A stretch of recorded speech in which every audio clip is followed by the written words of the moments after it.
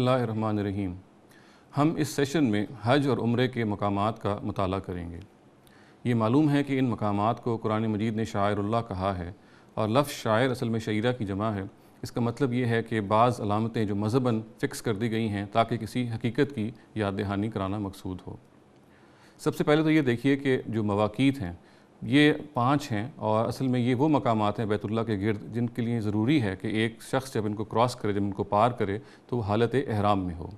یہ جیسے کہ میں نے عرض کیا 5 ہیں۔ وہ حضرات اور خواتین جو مشرق کی جانب سے آئیں ان کی جو میقات ہے وہ ذات و عرق کہلاتی ہے، اور وہ جو کہ یمن کی سمت سے آئیں ان کی جو میقات ہے وہ یلملم کہلاتی ہے۔ مدینہ کی جانب سے آنے والوں کی جو میقات ہے وہ ذوالحلیفہ ہے۔ نجد کی جانب سے آنے والوں کی جو میقات ہے وہ قرن ہے، اور شام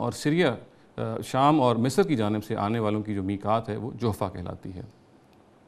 جہاں تک بیت اللہ کا تعلق ہے تو ہمیں معلوم ہے کہ قرآن مجید نے اس کو البیت العتیق یعنی قدیم گھر اور المسجد الحرام بھی کہا ہے، اور یہ مکے میں واقع ہے۔ یہ معلوم ہوتا ہے کہ 4000 سال قبل جب حضرت ابراہیم مکے میں تشریف لائے تو انہوں نے اپنے بیٹے اسماعیل کی مدد سے اور اللہ تعالیٰ سے الہام پا کر اس کو دوبارہ سے بنایا، اور یہ معلوم ہے کہ جب یہ بنایا تو اس وقت اس کی چھت نہیں تھی۔ تاہم بعض نیچرل کلیمٹیز کی وجہ سے یہ برقرار نہیں رہ سکتا اور یہ گر گیا، اور یہ معلوم ہے کہ بعد میں عمالقہ نے اور پھر اس کے بعد جرہم کے قبیلے نے اس کو دوبارہ تعمیر کیا، اور پھر بھی یہ کچھ عرصے کے بعد اپنی اس تعمیر پہ برقرار نہیں رہ سکا اور ایک مرتبہ پھر یہ ڈسٹروائے ہو گیا۔ تو یہ معلوم ہے کہ خود نبی صلی اللہ علیہ وسلم کی اپنی بعثت سے کچھ سال قبل پھر قریش نے یہ کوشش کی کہ اس کو ایک مرتبہ پھر اپنی ابراہیمی بنیادوں پر تعمیر کر دیں۔ تاہم یہ بھی معلوم ہے کہ سرمایہ کی قلت کی وجہ سے یہ اس کو مکمل طور پہ ان بنیادوں پہ تعمیر نہیں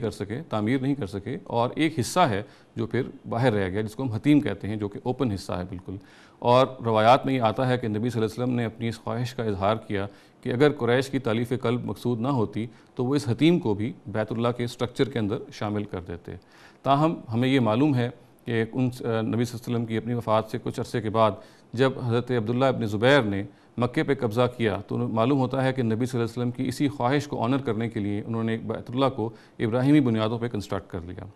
مگر ان کے اپنی دور میں جب حجاج نے ان پہ حملہ کیا کیونکہ وہ بیت اللہ پہ قابض تھے، تو حجاج کی جو سنگباری تھی جو انہوں نے اپنے منجنیقوں سے کی، اس نے پھر بیت اللہ کو نقصان پہنچایا اور گر گیا۔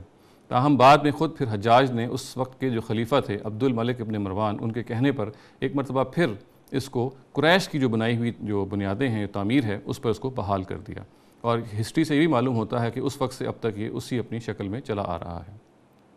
بیت اللہ کے ایک سمت میں، ایک کونے میں ہمیں معلوم ہے کہ جو حجر اسود ہے وہ نصب ہے، اور جب ہم اس سے آگے بڑھتے ہیں تو مغربی کونے میں رکن عراقی، ایک جو کونا ہے اس کو ہم رکن عراقی کہتے ہیں، وہ آتا ہے، اور جب ہم اس کو کراس کرتے ہیں تو اس کے بعد جو کونا آتا ہے وہ رکن شامی کہلاتا ہے، اور یہ مغربی کونا ہے، اور آخر میں پھر رکن یمانی آتا ہے جو کہ جنوبی کونا ہے، اور اس طریقے سے یہ بیت اللہ کے جو کارنرز ہیں یہ ہمیں متعین ہو جاتے ہیں۔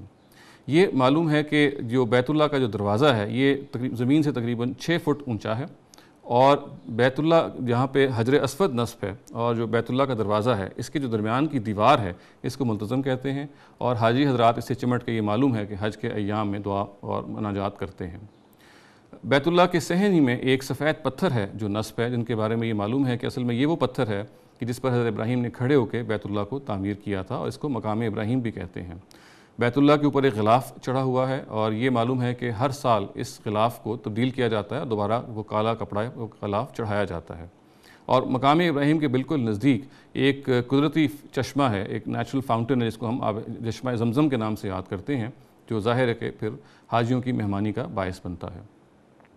صفا اور مروہ یہ بیت اللہ کے قریب 2 پہاڑیوں کا نام ہے، اور یہ معلوم ہے کہ ہم صفا اور مروہ کے درمیان سعی کرتے ہیں۔ مروہ وہ مقام ہے جہاں پہ حضرت اسماعیل کی قربانی کا واقعہ پیش آیا، اور اسی لیے اس کو اصل قربان گاہ کہا جاتا ہے۔ تاہم حاجیوں کی سہولت کے لیے اس کو ایکسٹینڈ کر دیا گیا ہے، اور یہ اب جو مروہ کا مقام ہے اس کو منی تک ایکسٹینڈ کر دیا گیا ہے، اس کو بھی سارے کے سارے کو مذبح یا سلوٹر کی جگہ قرار دے دیا گیا ہے۔